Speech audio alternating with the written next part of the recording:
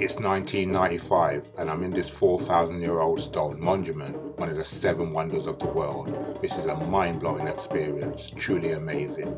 These last 2 weeks have been a pilgrimage, not a holiday, life-changing. If I had only known this information when I was a child, it could have made a great difference to my young life. How did I get to this point in my life? Follow my journey to enlightenment. Hi, my name's Carl. This is me now. I've had a good life to this point with nice properties and nice cars, but it hasn't always been this way. I come from extremely humble beginnings. I'll take you back to the start of my life. I was born of two parents who came to Britain in the early 1960s from the Caribbean island of Montserrat. We were a family of 5 children after my eldest sister tragically died. 2 girls and 3 boys. I was the penultimate child. My childhood was of a modest upbringing. We were scant materialistically, and my mum would have to be very creative, and we never went to bed hungry.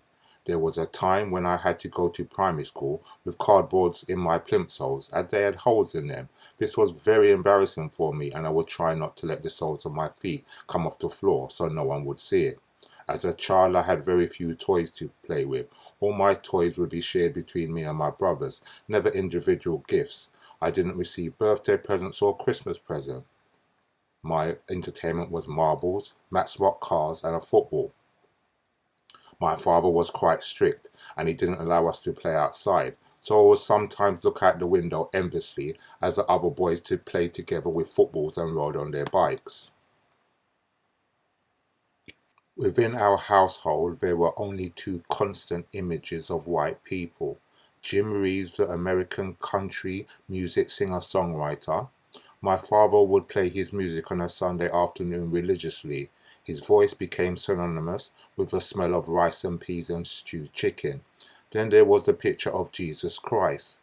At this point, I need to separate this Western world depiction of Jesus from the biblical description of Jesus. Revelation 1:12-18. The hairs of his head were white, like white wool, like snow. His eyes were like a flame of fire. His feet were like burnished bronze, refined in a furnace.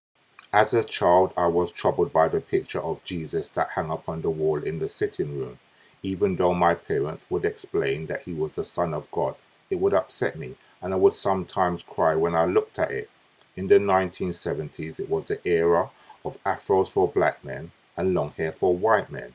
When I would see the rock bands of the times on the TV playing their loud abrasive music, I would cry and say, Jesus men, Jesus men. This image of Jesus reinforced the dividend persona I had as a child, because I would think if Jesus was white and the Son of God, then God must be white, and what does that make me, a young black child? As I grew older, I would ask myself, why was this image of Jesus so upsetting? Throughout the 1970s, there was a plethora of negative images of black people on the TV. From Tarzan, Love Thy Neighbor to Roots, all of these wouldn't show black people in a positive light. I remember watching the big match and seeing Clyde Best of West Ham receiving monkey chants and bananas being thrown on the pitch. Although Roots was of huge historical significance, as it chronologically charted Alex Haley's family diaspora from the shores of Africa, I found the show deeply disturbing as a 10-year-old child. There wasn't an explanation from my parents of what I was actually seeing, and the African Diaspora. An extraordinary moment occurred in 1974. It's referred to as the Rumble in the Jungle. This was the first occasion I became aware of the man known as Muhammad Ali. I was 7 years old, and my family were gathered at my aunt's house, with excited uncles and aunts and family friends, all captivated as we watched Muhammad Ali versus George Foreman for the heavyweight world title. Muhammad Ali won the fight to regain the belt. It was then I found my Superman, and he was real. White boys had numerous superheroes in comics and on TV. They didn't look like me, but from this moment and throughout my life, Muhammad Ali was and still is an inspiration for his deeds inside and outside of the ring. My primary school years were enjoyable because as a child, my father wouldn't allow us to play outside with the other children in the neighborhood. So going to school was an opportunity to have fun with my school pals every day. Throughout primary school, my closest friends were ND, NB, and IM. ND would often come to my house. in the morning before school. Then we would walk to school along with myself and my siblings. The lives of the four of us would take very different paths after we left the school system. My favourite teacher at primary school was Mr. Evans. He was very good and left a lasting impression. My time at secondary school was also enjoyable. Academically, I did reasonably well, achieving 2 O-level equivalent marks in English and Maths, then going on to sixth form to study media studies. During this time, my parents' marriage broke up after several difficult years. I was 13 at the time, so it did impact on me greatly, but I was relieved that there was now peace within the home. I lost contact with my father for several years, but was pleased when our relationship was re-established by the age of 19. Shortly after my parents' separation, the family moved from Hackney to Islington in 1981. There was a stark contrast between the two boroughs. When I grew up in Hackney, it was known as one of the poorest, if not the poorest borough in the UK. The part of Islington where I lived was fairly affluent, with professional families living in large Georgian terrace houses.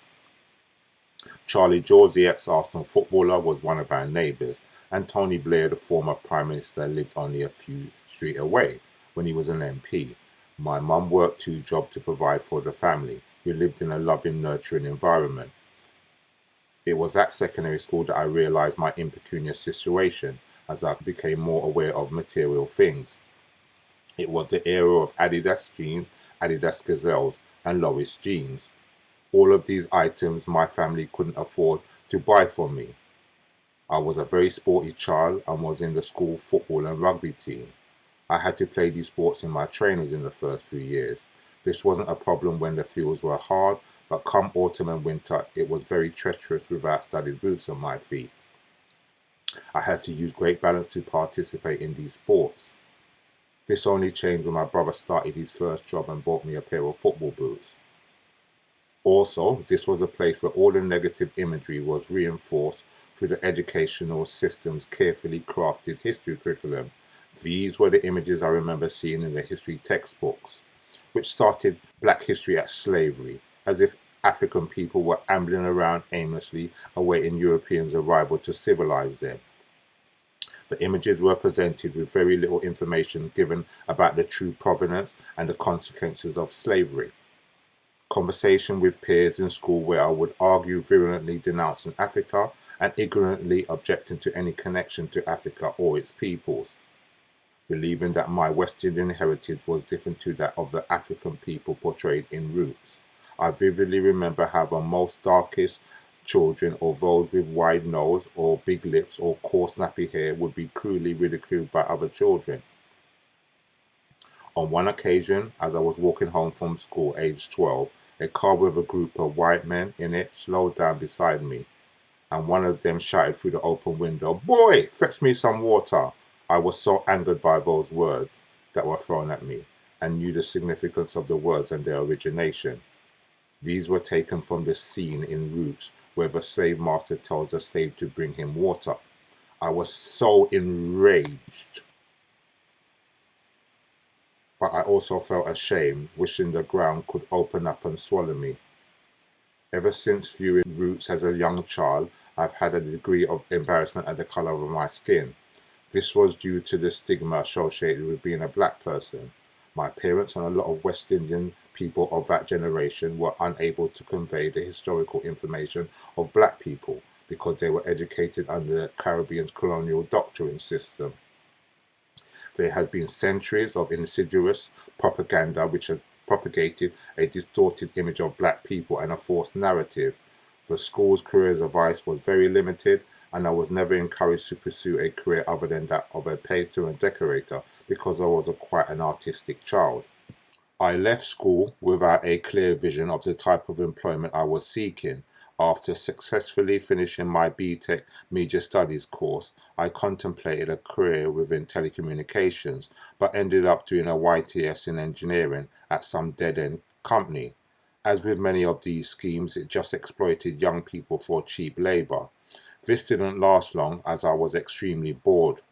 there, so I worked for up to 4 months until Christmas, then handed in my notice. Following this, there was several months of unemployment as I searched for a new job. One afternoon, I was walking home from the library. I saw a man throw something through the bushes while trying to avoid capture by the police, who hadn't seen him do it.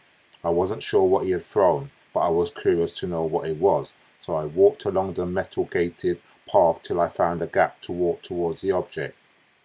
It was a gun, a revolver. As I looked at the cold metal on the cold concrete floor, I contemplated taking the gun for 30 seconds or so. It was a moment of choice. I knew people who may have wanted it or could have sold it for a reasonable sum. Do I take it? Do I leave it? I chose the latter. If I had taken the gun, it could have led me down a different path in life. Just by pure chance, I found a job for a trainee camera operator final film planner at my local job centre. A job within the print industry wouldn't normally be found in a job centre. The print industry in those days had a great degree of nepotism, and entrance was always through the NGA, which was an extremely powerful union. I worked for a decade within the print industry for several companies. I worked for 2 national newspaper corporations. The first was Mirror Group Newspapers. It was there that I first experienced the nuances of racism. From very early in my employment, the production manager would make jokes with sly racial undertones. Initially, I just ignored the comments, naively not realizing the connotations. One of his favourite ones was to imply that I came to work on the Northern Line. As a young black male with urban fashion attire and heavy gold jewellery, I must have stolen my jewellery from someone on the tube. It was the early 90s, a period when gangs would go steaming on the trains. The term meant going through the carriages robbing passengers on the train. As this continued, I decided to fight fire with fire, so I would come back with jokes of my own. In the summer, he would often try and compare his complexion to my skin complexion, putting his forearm next to mine, saying, "I'm nearly as brown as you." But I would tell him, "No, your skin is not. It's more like pink salmon than brown." Through this and subsequent experiences within a work environment, I have found there's a deep-rooted, maybe unconscious bias against black males from white males. As I was beginning my career within the print industry, Mum met ND in Dalston's Wrigley Road Market. It was ND who spotted my mum, then came over to greet her respectfully and addressing her by Mrs. and her family name. He spoke to my mum at length about his recent life. When Mum came home, she told me of her chance meeting with my old schoolmate. It was very surprising as I hadn't heard or seen from ND since we left primary school, and he was now living in East London. ND had entered a life of crime and was out on police bail, awaiting trial for armed robbery. He was also on curfew and wasn't allowed out of Hackney after the hours of 8 p.m. ND's revelations were astounding, but more was to follow. Within a year, ND was blazed across the front page of the Sun newspaper as the most dangerous teenager in Britain. The crimes he committed were horrific, and he was given a life sentence. I was extremely shocked to hear of the crimes ND had committed. After this, I reflected on his life and what may have led him down the wrong path. I considered the age-old nature versus nurture debate. Are people born bad? Or does the environment create the badness? As a youth, I ran with a large group of other young men from Hackney, some from Stamford Hill, others from Stoke Newington. We were an N16 crew. There was one particular house that we would congregate, number 30. It was the spot, it was the base. We were just adolescents bonding, a place where we could grow from boys to men. We would smoke, weed, drink and have fun with exuberance. The gang was organic as we all lived locally or went to school together. There was no gang initiations and no one would be forced to do activities they didn't want to do. Many gang members were involved in minor to serious crime, some got caught and some spent time in young offenders, institutions and prisons. The majority went on to become law-abiding citizens. As a young man, I did sometimes carry a knife. My rationale for doing this was, at the time I was wearing a few £1,000s worth of jewellery. Those days, as like with today, sometimes people would get robbed for their possessions. My mindset was that I wasn't going to let anyone take what belonged to me. I do ponder whether I would carry a knife if I was a young person growing up today. If I carried a knife to safeguard material items, would I carry one if I felt unsafe? For a short period in the early 1990s, I did sell weed, just because the opportunity arose. A work colleague had a connection that was getting skunk weed from Amsterdam. In those days, skunk was an unknown quantity. Most of the ganja available was coming in from Jamaica. The skunk was very potent, so I thought I could make a bit of money selling it to people I knew. This was for a period of about a year, but I stopped when the supply ran out. Plus, it wasn't really my thing, and I didn't want to jeopardize my career at Mirror Group Newspapers, where I was working at the time. There were many raves throughout the 1980s and late 1990s, school dances, sound clashes, house parties, club nights, house blues dances, music concerts. The genre of music was reggae, soul, R&B and hip-hop. In the mid-1980s, a few of us would go acid house raves at Camden Palace. This was years before the acid house exploded onto the British mainstream in the late 1980s. It wasn't our preferred music of choice, but it was a novel experience on a Thursday night. Fortunately, I didn't get involved in any real serious physical altercations, but the worst one was an incident outside a club in Hackney. I got into an argument with two guys after coming out of a club with a friend and two girls. One of the guys broke a bottle, but instead of walking away, I advanced towards them to fight. In the ensuing melee, in which I was able to just disarm him and get a couple of punches in, I sustained a cut to my index finger on my left hand. This wasn't a smart move to confront somebody who had a broken bottle, but I was inebriated under the influence of ganja and alcohol. Then I had to spend my Saturday morning in Homerton's A&E getting 11 stitches in my finger. Looking back now, I know it could have been a far worse scenario. One Friday night in the early 1990s, I left my home to go and see a female friend. I went to her home in Newton Green by bus and was unaware of anything untoward as I approached her home, then went into her flat, which was one of 3 converted flats in a large Georgian property. I was in the flat for about 10 minutes, sitting on a beanbag building a spliff, when her doorbell rang. My friend looked outside from the open first floor window. She turned back to me and said, "There's lots of policemen outside and they want me to open the door." We both looked at each other in shock, wondering why the police had come to her home. As she went to open the door, I hurriedly put my weed and Rizla paper under the beanbag. Within seconds, her living room was filled with 6 to 7 burly policemen, all looking at me menacingly and accusing me of an aggravated assault and attempted robbery at Kingston train station in Dalston. The accusation was that I attempted to rob a station guard, assaulted him, then ran along the train line, jumped a brick wall and entered my friend's flat. I proclaimed my innocence, but was told that I was seen doing it by the policemen who were in pursuit of the assailant, which they said was me. Before this, I'd been stopped twice. Both times the police stopped me to question me about a mugging that had recently happened, where they said I fit the description of the suspect. On both occasions I told them in no uncertain terms that it wasn't me, and sarcastically told them that I have no need to mug anyone. I'm working for the Daily Mirror and probably earn more money than them, and that my taxes paid their wages. They would soon stop their questioning and let me go on my way. I didn't think this was a moment for that kind of response. I was put in handcuffs, manhandled, and arrested by the police and put into the back of a police car. I was so angry, and I continued to protest my innocence, but didn't physically resist arrest, as I was aware of the many cases of black males who ended up dead or seriously injured while being arrested or detained by the police. Between 1969 and 1991, 75 black people have died in the custody of the police, prisons, and special hospitals. There was 2 police cars and 1 van outside, so there may have been as many as 12 policemen present.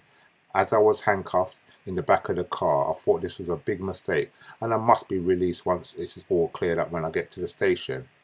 How wrong could I have been, as I was held in custody at Stoke Newham police station for over 16 hours, my clothes taken for forensic evidence and questioned by the police. So many thoughts went through my mind while I was in custody in the police cell.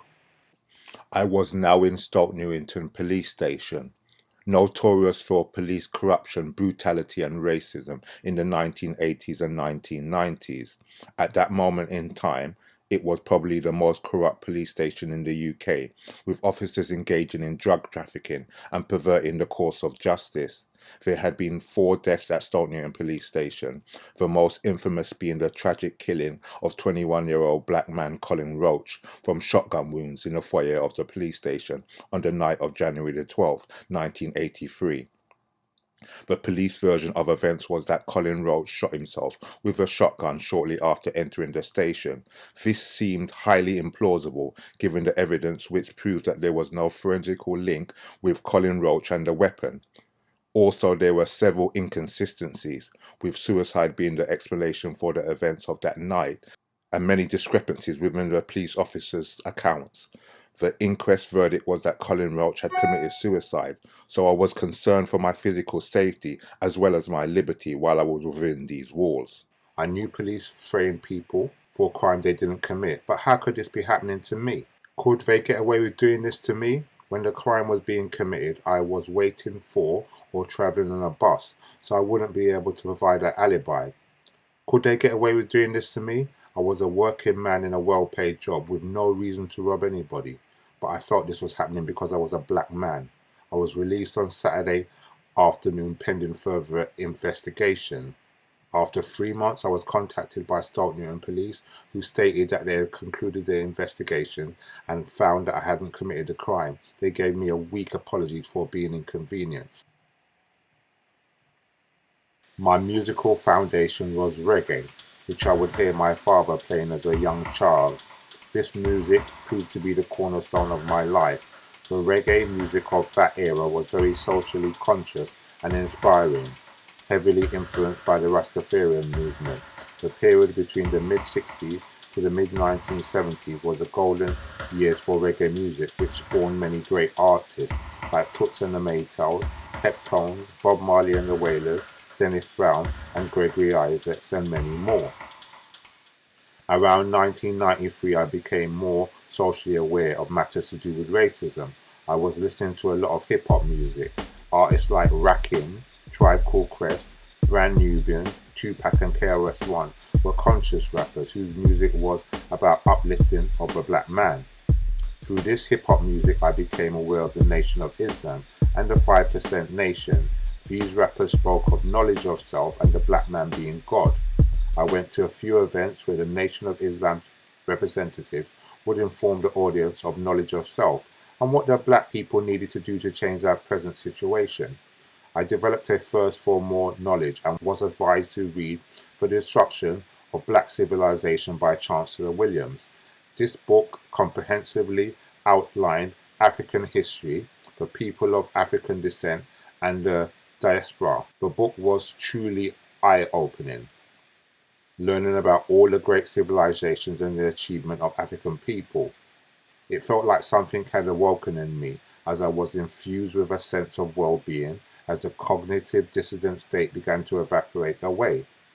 This may have been the reason why as a child I would cry at the picture of white Jesus. This image and the slave Bible was used to suppress black people of the African diaspora. After I had read The Destruction of Black Civilization, I decided to go to Egypt to see the great monuments that I'd read about. So this is how I'm in the Great Pyramid of Giza. The trip was a spiritual awakening. As a young black man, it felt like an experience a Muslim person may have going to Mecca, or a Jewish or Christian person may have going to Jerusalem. It's only when you go to Egypt that you truly appreciate the magnificent grandeur. Books or documentaries don't fully give justice to the surroundings. I stayed in Luxor, which is in southern Egypt. In 2 weeks I visited Luxor Temple, Karnak Temple, the Sphinx, the Pyramids of Giza, Valley of the Kings, Edfu Temple, Philly Temple, Cairo Museum, and I went sailing down the River Nile. I spent many nights gazing at the stars. The stars looked so clear and close. It felt like I could reach out and touch them. I would often sit on the hotel balcony at night, pondering the meaning of life and the Earth's relationship to the universe. I met many nice people during this time and found the people of Luxor most welcoming and hospitable. They would greet you and call you Nubian. On 2 separate occasions, young Egyptian children exclaimed, "See you on the moon!" This blew my mind as I didn't understand why young children aged around 12 to 13 would make that statement. At the time it was very mystifying and illogical. After my time in Egypt, I came back to London empowered with a greater sense of self-worth, viewing my surroundings and the people around me with different eyes, and most importantly, I saw my position and that of black people in the world in a different context. The erroneous history of Africa and its descendants has had a detrimental effect on our existence. I spoke with some black people about my experience in Egypt, and a few that didn't realize that Egypt was in Africa, and Rastafarians that didn't view Egypt as really Africa. The people of the African diaspora have a behavior that is inherited and born from a survival mechanism needed to overcome the perils of the transatlantic slave trade and the racist system designed to keep them in a position of subjugation. The information is now available at the click of a mouse or button, which can counteract the negative propaganda that has previously kept them in a position of civility, never having a sense of self-worth. It's impossible to answer the hypothetical question of would I carry a knife if I was a young black male today, but what I do know is that I would be armed with a knowledge of self, so I wouldn't be influenced by the things that cause me to take negative actions. The Great Pyramid of Giza, also known as the Pyramid of Khufu, is the oldest of the 3 Giza pyramids. It was built around 2580 to 2500 BC, using over 4 million stone blocks, each weighing 2.5 tons, which is the weight of an average car. Within this pyramid there are 5 stone blocks that each weigh 70 tons. It had a 100-inch thick limestone casing that had been removed after raids by invaders to Egypt. It was the tallest building in the world for over 3,800 years and stood at the height of 480 feet when it was initially constructed. It's the oldest of the 7 wonders of the ancient world and the only one still in existence. The builders of the pyramids had great knowledge of mathematics, science and astronomy, which were used when they constructed these great monuments. There are 3 known chambers inside the Great Pyramid. The lowest chamber is cut into the bedrock upon which the pyramid was built and was unfinished. The Queen's Chamber and the King's Chamber are higher up within the pyramid structure. In 1978, the Japanese corporation Nippon attempted to build a 65-foot high pyramid using the building techniques and stone tools believed to have been used by ancient Egyptians within mainstream Egyptology. The experiment failed abysmally as they couldn't replicate what had been built thousands of years previously by ancient Africans. For many years, people have speculated on who and how the pyramids were built. The common held belief was that it was Hebrew slaves. This doesn't seem credible, as the pyramids were built with such great precision and accuracy that forced labor couldn't possibly do this. There are some who believe the pyramids of Giza were constructed by a lost civilization or aliens. This may be correct, but not in the way they claim. The lost civilization or aliens are people of African descent that have lost their original identity and have now become alien to their true self. The Great Pyramid of Giza is possibly the greatest architectural achievement by humanity and is a testament to African excellence.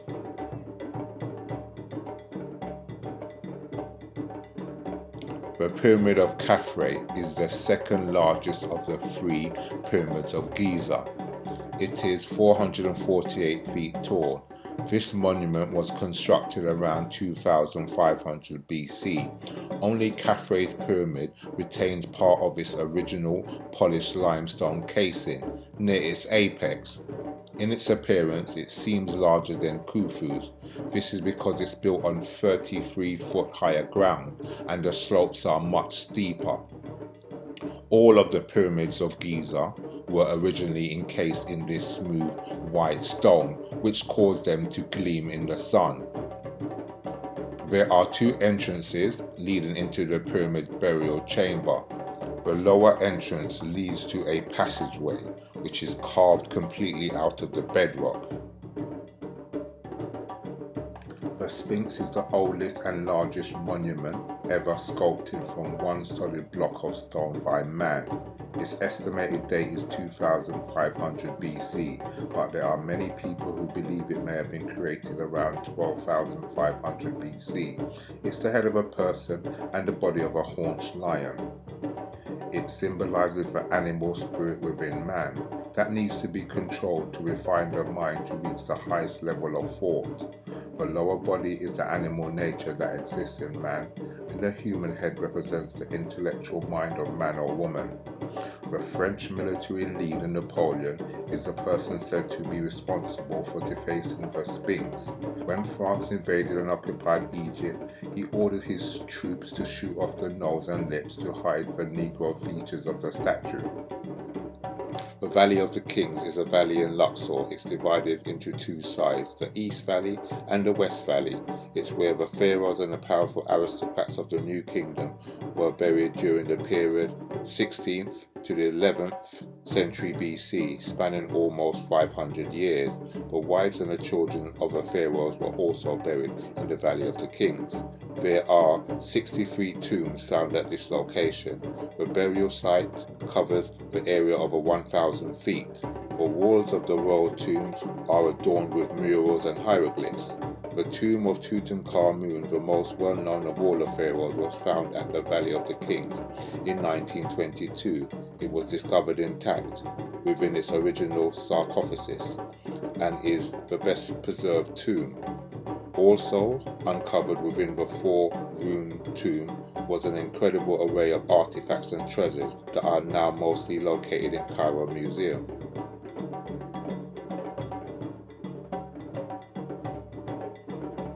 Karnak Temple in Luxor is the largest temple complex ever built by man.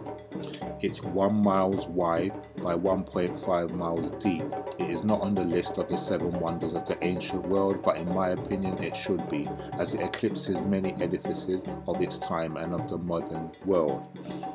Construction of the temple started around 2055 BC and ended around 100 AD by the decree of several kings. Karnak Temple is a remarkable arrangement of pylons, sanctuaries, chapels and statues built in honor of the deities and pharaohs. During the 18th and 19th dynasty, Karnak Temple was the epicenter for education, spiritual development and architecture, which has had a profound impact upon Western society.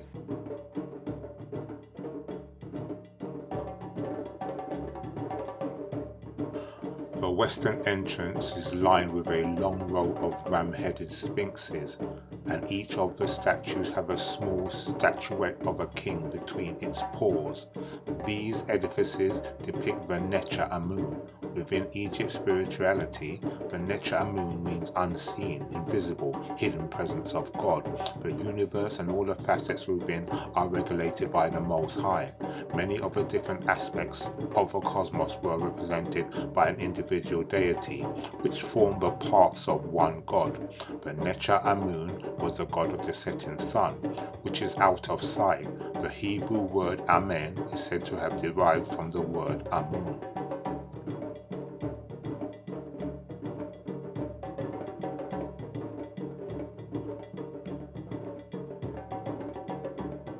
This truly magnificent temple with a great colonnaded hall which consists of 134 massive columns positioned in 16 rows. 122 of these columns are 33 feet tall.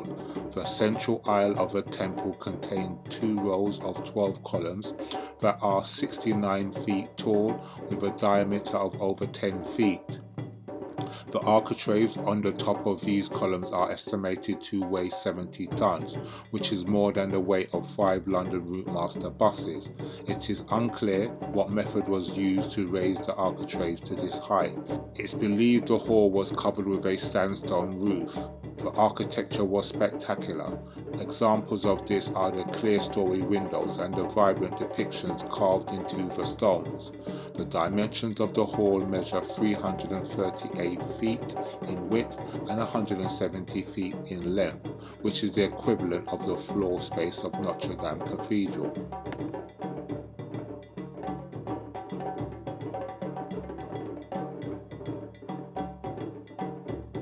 The temple was orientated towards the setting summer solstice sun. The colonnaded hall was created so sunlight would pass through the 2 rows of columns. This method enabled the priest of the temple to ascertain the exact length of the year.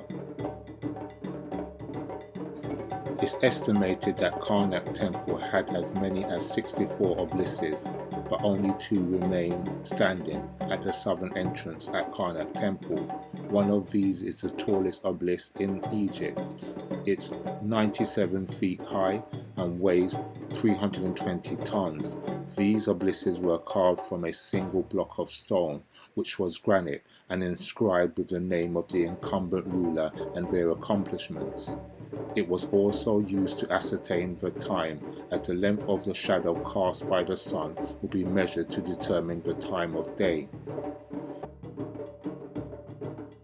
As we sailed along Lake Nasser, it was an awesome sight to see Philae Temple as we approached the shores. The Temple of Philae was relocated to Ajilkia Island. It took 8 years to do this, and it had to be moved because it was being flooded after the building of the High Dam in Aswan was completed. It features the magnificent Temple of Isis, which was built in honor of goddess Isis. It was originally constructed around 380 BC. It's regarded as the last temple to be built in the traditional Egyptian style.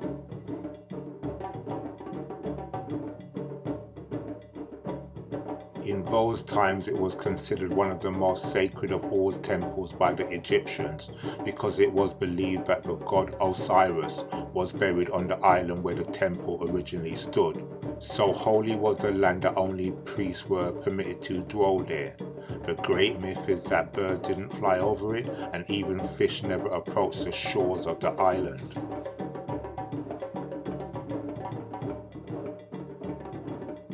There is a definite correlation between the story of Osiris, Isis and Horus, the Egyptian Royal Holy Trinity, and the Christian theology of the Father, the Son and the Holy Ghost. The African Holy Royal Trinity mythology predates Christianity by several thousand years. The authentic Royal Holy Trinity is a story of death, resurrection, virgin birth and salvation. Legend has it that the god Osiris, who brought civilization and social order to Egypt, was killed by his evil and treacherous brother Set, who then cut up his body into 14 pieces and scattered them throughout Egypt. Goddess Isis found all of her husband's body parts apart from his penis. She then put Osiris's body back together, bringing him back to life. The virgin Isis then conceives a child through the spirit of Osiris without penetration and gives birth to a son, Horus, who then grows up to kill his uncle Set to avenge the death of his father. Horus then becomes the king of the earth, and Osiris passes to the underworld, where he sits in judgment of the good and evil souls that come before him. From the beginning of civilization, people have used mythological tales to interpret the being of the universe and the forces within it, the origin of humanity and our relationship with God. These stories are to be used to gain greater knowledge and understanding of our being, and not to be taken literally. After my Egyptian experience, I had a greater purpose to my life. I embarked on a 1 year's course in what was then called Multimedia, This was 1996 and the internet was just beginning to be known to the mainstream, but had yet to become the global phenomenon it is now. I felt like I was involved in something that was revolutionary and would change the world. We produced CD-ROM products using computer programming and created web pages using HTML software. When I finished the course, I was inspired to become an entrepreneur with a few ideas that I wanted to pursue. I had several meetings with a business advisor to begin the process of starting up my own business venture. These ideas were online personalized cards and gift company and an events promotions listing website. The online personalized cards and gift company was the idea that I wanted to go with, so I began writing up a business plan and modeling the concept for the company. I don't know if it was a change in my personal life or I just wasn't ready at that point, but I didn't bring the venture to fruition. I went back to what was convenient at that moment, which was print, as I now had a family to support. I went back to work as a paid employee, earning a good salary. I now know that the idea was a good one because 2 years later Moonpig was launched. The company became hugely successful and by 2011 was sold for £120 million. I'm not saying that I would have had a company as thriving, but the idea was a good one. And after planting the seed, I didn't cultivate or nurture it.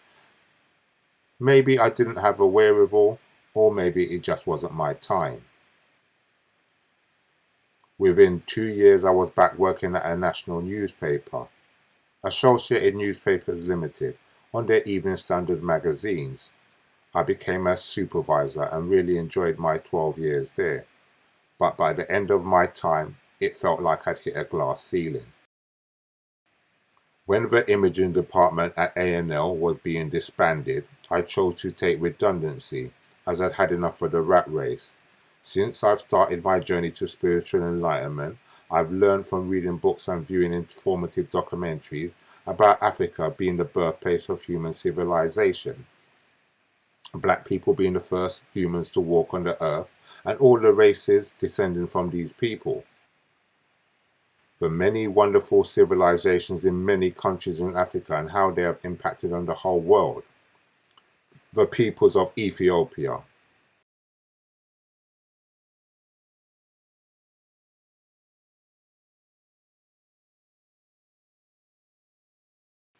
Sudan,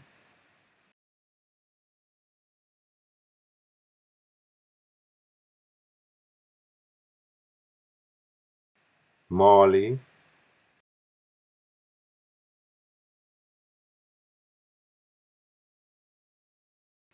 Kenya,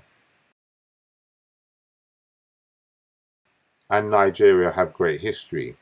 Egypt may be the jewel in the crown of Africa, but its essence comes from regions south of the country.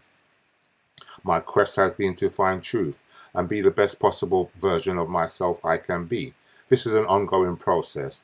I don't know why those Egyptian children said see you on the moon, but the universe has been in existence for 14 billion years and the solar system is 4.5 billion years old. At some point in time, the environment for life was possible on Mars. If God was to ever make the conditions appropriate for human life to exist on another planet, it will be a black person that will be there first, because the spirit within the black male and female is prevalent throughout the cosmos. God doesn't make mistakes.